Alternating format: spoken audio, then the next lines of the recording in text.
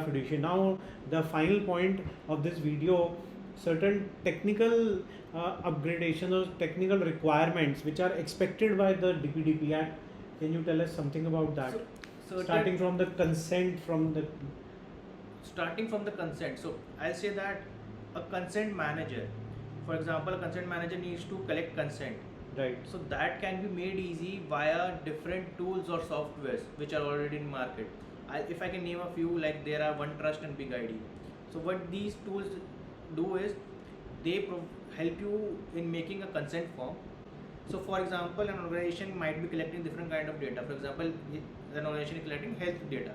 So they can make a form related to the consent which are situated like targeting only those data which are related to health. So it becomes very easy for the person like consent manager to take consent and to make changes into it. Correct. So it is just like the act requires that the consent, it has to be described that it is given for what purpose. It has been given willingly. Yes. By the person who is giving this data. Yes, these tools are not only on the basis of consent manager, it can help in data mapping also. Right. Which is also a requirement as we have already discussed in our previous video. Okay. It can also, there can be like a robust firewall system. Okay. And anti-hacking softwares. Many softwares like which are like antiviruses. Because I think there are certain heavy penalties regarding a data breach also given over here. Exactly. If you see the penalties which are there in DPDPA, they are like for a breach it goes to 250 crores. That's quite huge, I would say. So it is really huge, and it's not only 250 crores. For example, a data fiduciary has done multiple breach, like for example, multiple of like what you say to that penalties are there. Right. So it can goes up to 1,000 crores also. So I think the software should be in place. Good firewalls and anti-hacking software should be in place to protect the personal data of the data principles. Exactly. So Abhishek, looking into the other provisions of this act, there are certain rights which are provided to the data principal to get the access of information which has been given to the data fiduciary and the erasure, and something you can tell us about that. As I was telling you already about the tools, so these tools also help you out in the scenarios in which a data principal is accessing their rights. For example, right to erasure, right to rectification. These rights can already be like carried out by the help of these tools. So these are technological things which needs an organization to be implemented in order to comply themselves with DPDP. Okay, so I think last time like we talked about the data mapping.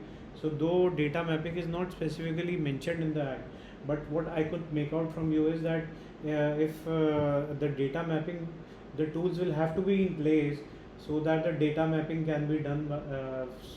And secondly, that if the data is to be erased, so the softwares will have to be in place so that the data is effectively erased. This is what you told last time, I remember. Exactly.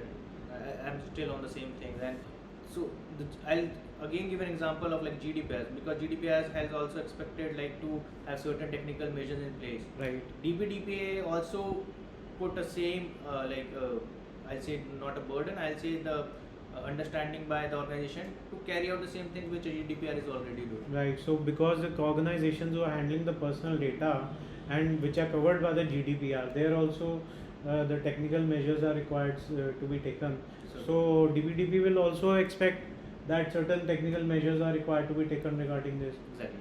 So I think broadly we have covered the points that what all the organizations, the positions in the organization structure which are expected to be followed as per the DPDP Act by the data fiduciary, the companies who are collecting the personal data on digital format, and also certain technical measures which are expected by the Act to be followed by the data principals when they are handling and processing this personal data. Discussing it last time also, that the rules of the DPDP Act are still to come, and where we are expecting certain more measures which are required to be taken by the companies. They will be given in a more elaborate form by the rules. So that we will see when the rules come. We will come up with a new video regarding the rules. So maybe we are also looking towards certain landmark judgments that may come with time